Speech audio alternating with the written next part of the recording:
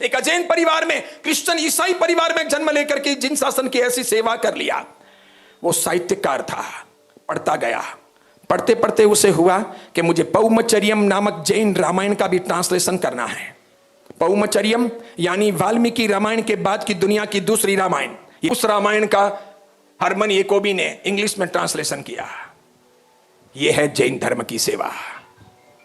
हरमन याकोबी रवाना हो रहे थे और धर्मसुरीश्वर जी महाराज साहब से उन्होंने जाते समय कहा था कि बूढ़ा हो गया हूं, 70 के दशक में पहुंच रहा हूं, पत्नी और बेटी यहां इंडिया रहना नहीं चाहते हैं, तो जाना मेरी मजबूरी है।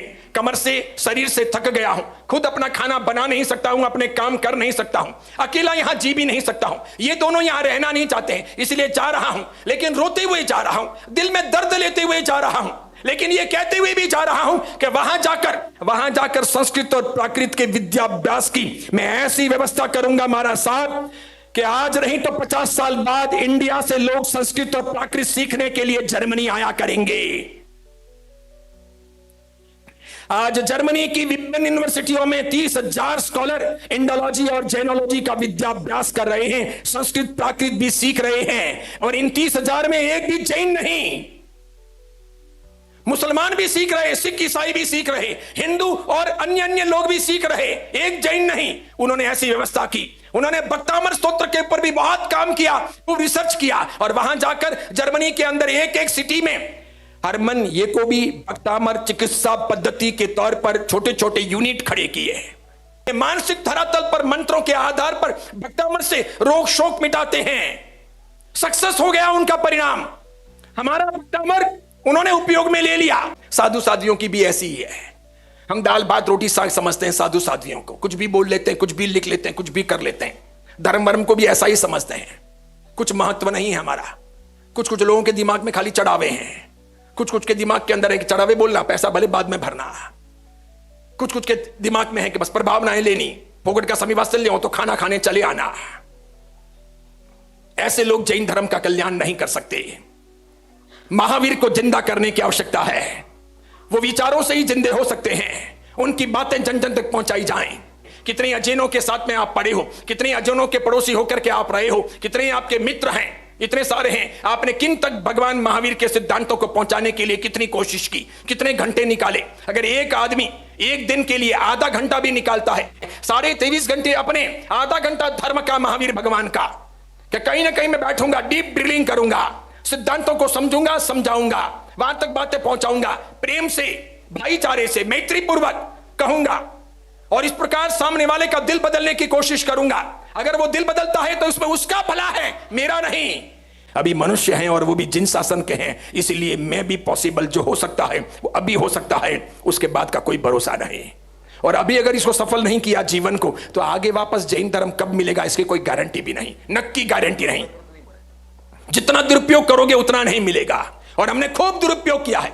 जाते समय हरमन याकोबी रो गए। आचार्य भगवंत से कहा, मैं उपध्यान तब तो नहीं कर सकता, अब मेरे से होता नहीं। मैं क्रिश्चियन हूं, लेकिन जैन बन चुका हूं, विचारों से ही नहीं, पक्के तौर पर भावनाओं से भी। सम्यक ज्ञान दर्शन चरित्र में मेरी बहुत श्रद्धा है।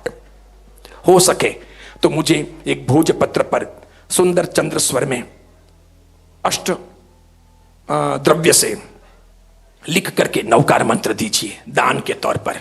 मैं लेके जाता हूं यह मंत्र, मैं आगे की जिंदगी में इसकी शांतिपूर्वक विधि पूर्वक साधना करूंगा। योग्य समझकर आचार्य भगवंत ने नवकार मंत्र लिखा, उन्हें वो भोजपत्र दिया। उस नन्हे से कागज के टुकड़े को सर पर लेकर के नाचने लगे हरमन याकोबी, और रोने भी लगे। कहा, वहां पर मंदिर तो है नहीं, मैं अष्टप्रकारी पूजा तो कर नहीं सकूंगा, लेकिन रोज जिनेंद्र देव की पूजा चाहता हूं, तो यहां से मैंने 2 किलो वासक्षेप ले लिया है। आप एक 18 अभिषेक की हुई मूर्ति भी मुझे अगर पार्श्वनाथ भगवान की दे देते हैं तो मैं लेकर के जाता हूं। 9 इंच की पंचधातु की बनी हुई 18 अभिषेक की हुई पार्श्वनाथ भगवान की मूर्ति विधि पूर्वक मंत्रित करके आचार्य भगवंत ने हरमन याकोबी को थमाई। कहा, जाओ तुम्हारा कल्याण हो। हरमन याकोबी ने कहा, मेरी जिंदगी का नया जीवन मिला है। साक्षात ये मूर्ति नहीं, मुझे भगवान मिले हैं। मुझे ऐसा लगता है कि अब मेरे भवांतर कटेंगे, अब मेरे जीवन का कल्याण नजदीक है। सब लोग, सब विद्वान देखते रह गए उस सभागार में।